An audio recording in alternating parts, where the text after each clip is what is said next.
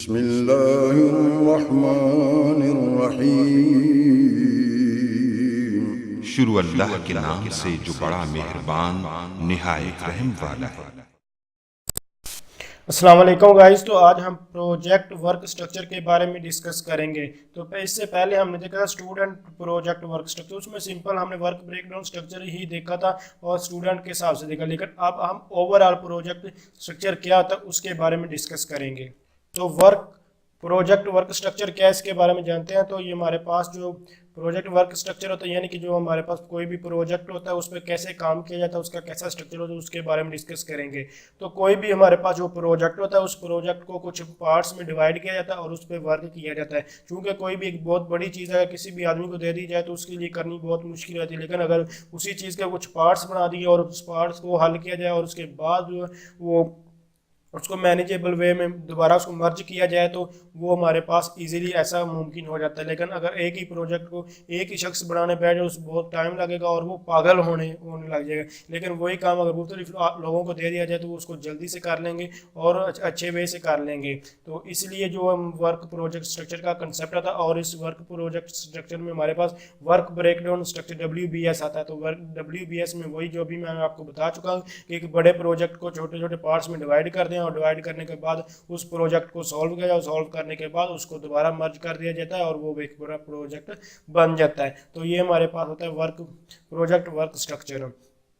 Simply ये है कि अगर मैं आपको एक एग्जांपल देता हूँ कि एक वेबसाइट है और वेबसाइट यानी कि जैसे कि फेसबुक का आपका एग्जांपल है। आप फेसबुक पे आप जो डाटा एक तो यूज़र एंड पे होती है और एक बैक एंड पे होती है, यानी कि क्लाइंट साइड पे होती है, एक सर्वर साइड पे होती है। तो सिंपल कह रहा है कि एक बैक एंड और एक फ्रंट एंड है। तो ये जो एक शख्स है वो फ्रंट एंड पे काम करता है और एक शख्स बैक एंड पे काम करता है। तो वो दोनों अगर बार बार एक ही काम हम एक ही चीज़ पर करें तो हम इजीली जो 1 घंटे में काम होने वाला वो आधे घंटे में एक चीज़ को बार बार करते रहो, वो इतना रिपीट हो जाता है कि आप उसको बहुत जल्दी से कर लेते हो और जो एरर वगैरह होते हैं वो भी आप कम से कम कर सकते हैं। तो इसलिए आप जो वर्क वो डिवाइड कर आप किसी भी सॉफ्टवेयर हाउस में चले जाएं, आपको वहाँ जो फ्रंट एंड या बैक एंड वगैरह सब जो एक एक चीज़ पे लहदा लोग काम करते हैं हुए नजर आएंगे। एक बड़े प्रोजेक्ट है लेकिन उसको डिवाइड करके वो काम करते हैं ताकि वो ईजीली और वो शॉर्ट टाइम में वो हल हो जाए। तो इसलिए हमारे पास कंसेप्ट होता है प्रोजेक्ट वर्क स्ट्रक्चर का। तो इसके कुछ पॉइंट्स हैं उनके बारे में डिस्कस करते हैं।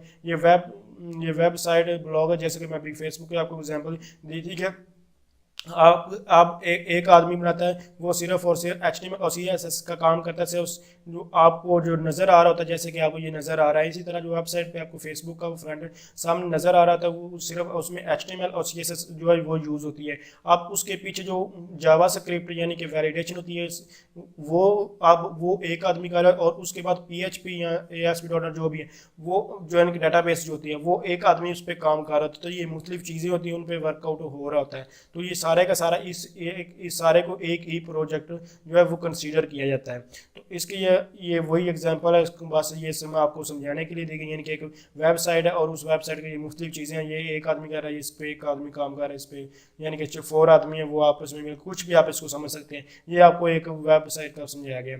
और उसके बाद हमारे पास जो वर्क प्रोजेक्ट स्ट्रक्चर के 5 पॉइंट्स आते हैं, जैसे कि डिफाइनेबल, मैनेजेबल, एस्टिमेटेबल और उसके मेजरेबल और अडाप्टेबल।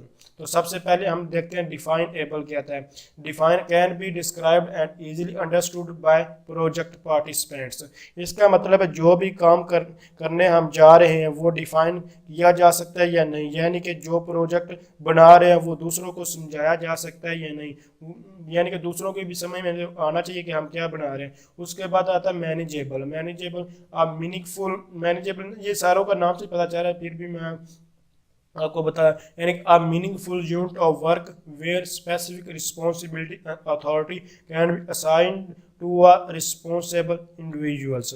इसका मतलब जो चीज़ एलोकेट करना चाह रहे हैं हम वो बंदा इसमें स्पेशल है भी है या नहीं है, यानी कि जिसको हम जो काम दे रहे हैं क्या उसको वो काम आता भी है या नहीं। और उसी आदमी को अगर जिसको काम है तो उसको रिस्पॉन्सिबिलिटी देंगे तो वो बहुत जल्दी से कर लेगा। अगर वो किसी और को दे देंगे तो उसको जो जब काम करना आता ही नहीं तो उसको कैसे करेगा। इसलिए हम टाइम वेस्ट करेंगे, काम को ख़राब भी करेंगे।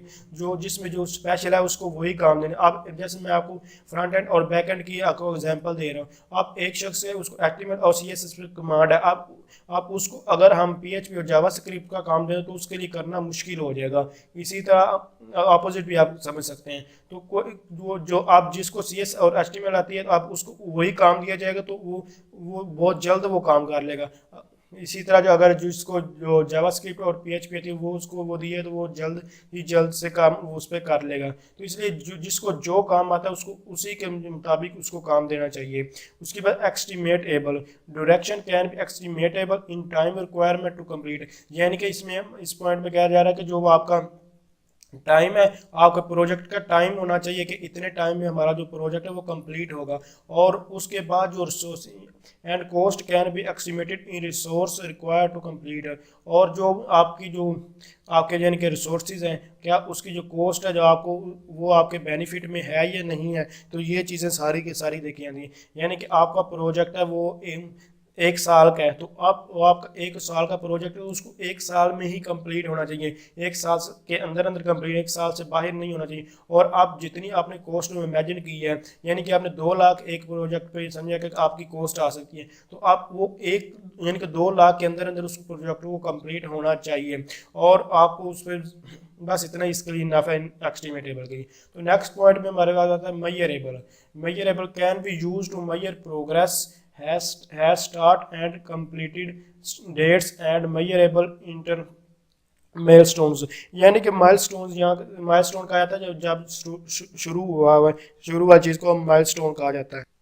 इस पॉइंट में ये आप कह सकते हैं कि जो यानी कि जो भी प्रोजेक्ट करने जा रहे हैं हम वो प्रोग्रेस हमें देगा या नहीं, यानी कि उसका फ्यूचर वर्क है या नहीं, यानी कि कोई जो आप प्रोजेक्ट बना रहे हो वो आपको फ्यूचर में उसके कितना आपका सक्सेस होता है नहीं होता वो आपको चीज़ें, अगर सक्सेस होगा तो आप उस पर वर्क करें, अगर वो फ्यूचर में सक्सेस नहीं होता तो उस पर आप वर्क ना करें। और उसको इसके बाद adaptable sufficiently flexible so the addition and elimination of the work scope can be readily accommodated in the work breakdown structure framework, यानी कि इसमें कहा जा रहा है कि आपके पास यानी कि ये देखते हैं कि फॉर्मेटिंग के काबिल है या नहीं, जैसे लाइक इसमें वेरिएशन आ सकती हैं या नहीं, फ्लेक्सिबिलिटी है या नहीं, इस या फिर इसमें आप ये कह सकते हैं इसमें अल्टरनेशन पाथ हो सकता है या नहीं, यानी कि अगर आपका जो वो प्रोजेक्ट है उसमें कोई फेल आ सकता है या कुछ और मसला आ सकता है, क्या आप कोई और मेथड से उसी प्रोजेक्ट को कर सकते हैं या नहीं, और उसमें अगर आप किसी किस्म की कोई चेंजिंग करना चाहें फ्यूचर में क्या आप कर सकते हैं या नहीं। तो ये सारी चीज़ें आपके पास होनी चाहिए,